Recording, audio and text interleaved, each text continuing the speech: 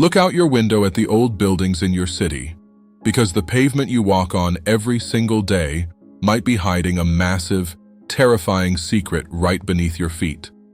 What if I told you that the ground level of our major cities was suddenly and violently raised by several feet in the mid-19th century, permanently burying the ground floors of magnificent ancient architecture under millions of tons of compacted earth? Welcome back to the archive. I am Henry, and today we are pulling the most restricted, controversial files we have ever examined, looking at original, unedited photographs from the 1800s that completely defy the official timeline of human civilization. We are diving into the global anomaly known as the mud flood, a theory suggesting that a cataclysmic event swept across the world relatively recently, wiping out a highly advanced, unified global empire and leaving us to literally build our modern society on top of their buried ruins. Mainstream historians and architects will quickly tell you that there is nothing mysterious about the old buildings in cities like New York, London, Paris, or St. Petersburg. They claim that the half-buried windows you see at street level, the full-size doors leading to nowhere in dark basements, and the massive brick arches completely submerged underground are simply the result of standard architectural practices, modern street grading, or a desire for natural light in cellars. But when you actually sit down in the archive and look at the sheer scale of the engineering required, the official narrative begins to crack under the weight of basic logic.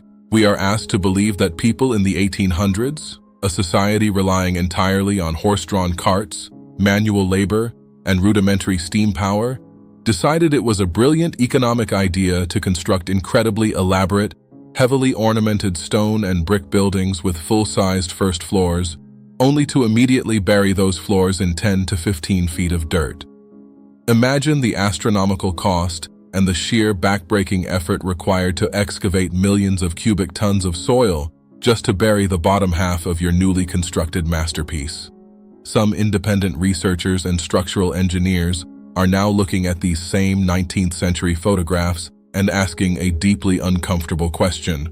What if the people in those grainy black and white photos did not actually build those magnificent classical structures?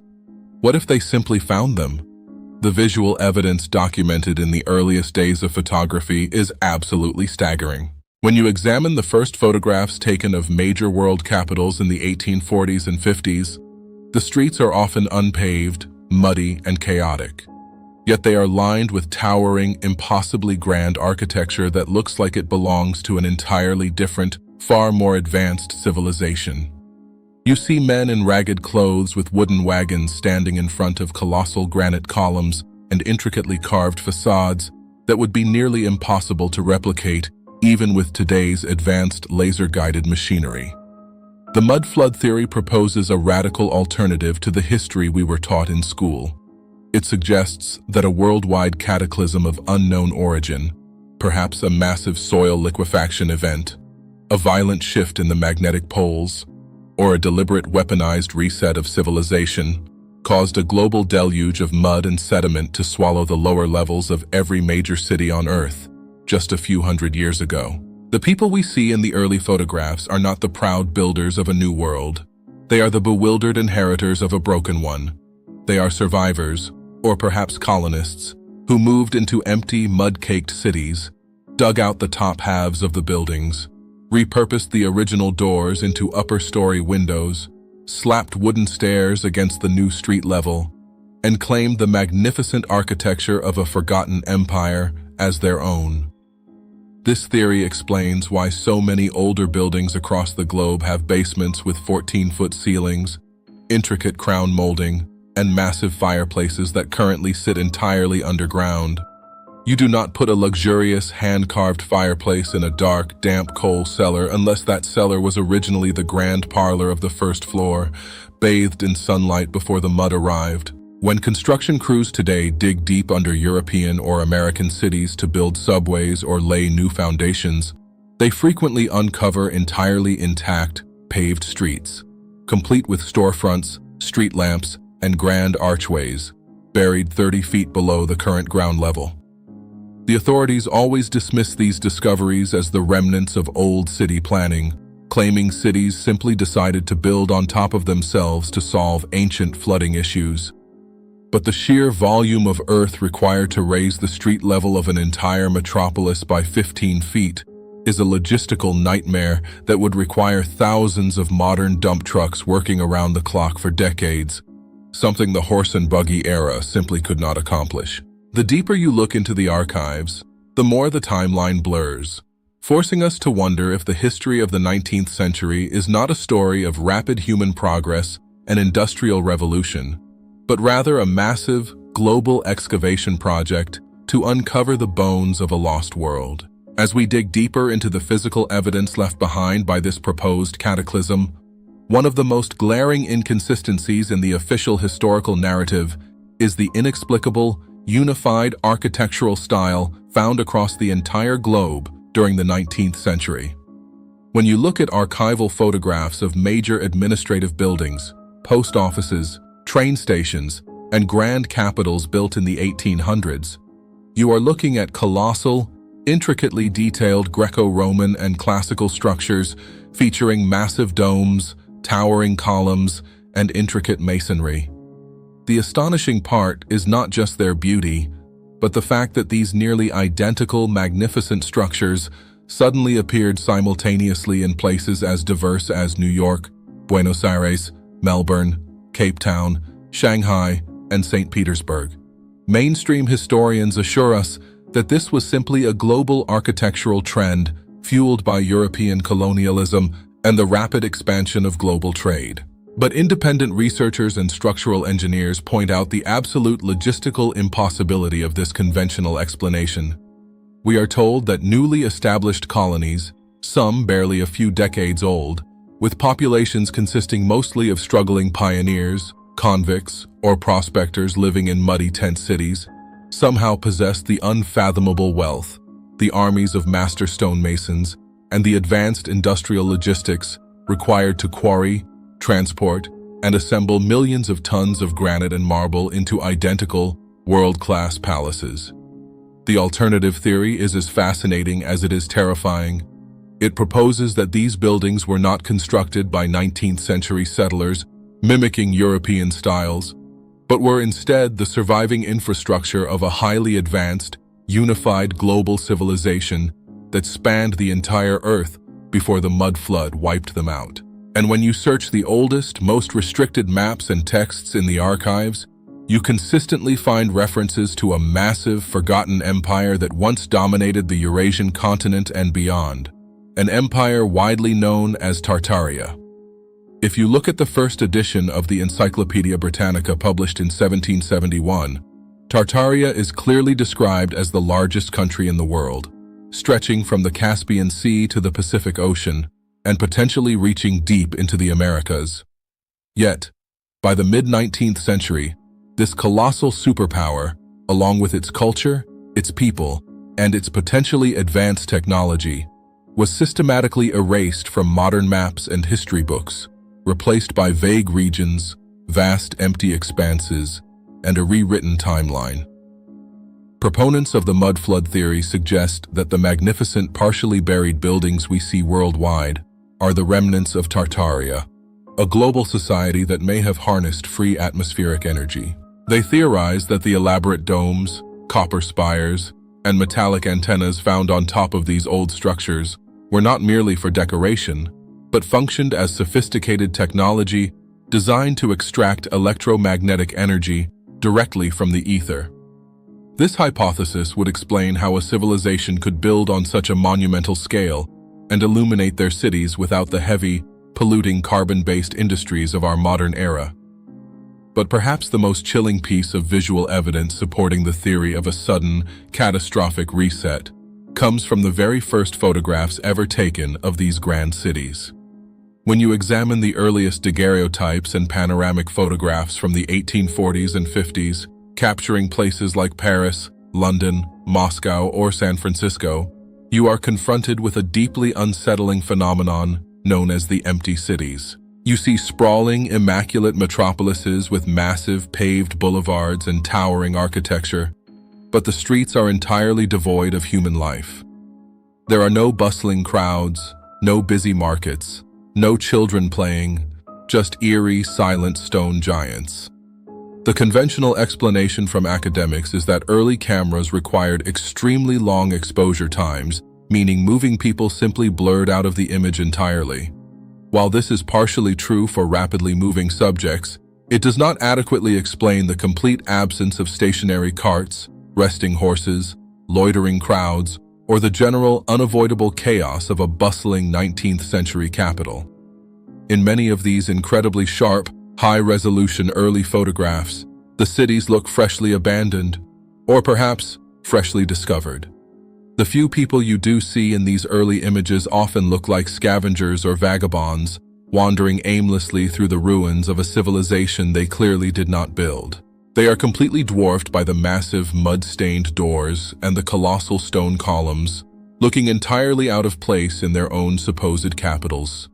The visual narrative hidden in these archives strongly implies that a small surviving population had just wandered into the empty, mud-filled shells of Tartarian cities, claiming the abandoned majesty for themselves, and slowly beginning the arduous, multi-generational process of digging out the streets, unearthing the first floors, and fundamentally rewriting the history of who actually laid the foundation of the modern world. The most terrifying aspect of the mud flood anomaly is not just the buried architecture or the erased empire of Tartaria, but the systematic, almost theatrical way the new rulers allegedly disposed of the surviving technology and repopulated the empty world. If a highly advanced global civilization was indeed wiped out, leaving behind magnificent energy-harvesting cities, how did the inheritors hide the evidence in plain sight? Independent researchers point to one of the most bizarre and unexplained phenomenons of the late 19th and early 20th centuries: the colossal World's Fairs and international expositions held in cities like Chicago, St. Louis, Paris, and San Francisco. We are taught by Orthodox historians that these sprawling, impossibly grand temporary cities, featuring massive neoclassical palaces, sprawling artificial lakes, and illuminated towers, were built from scratch in just a year or two, using a temporary mixture of plaster and hemp known as staff.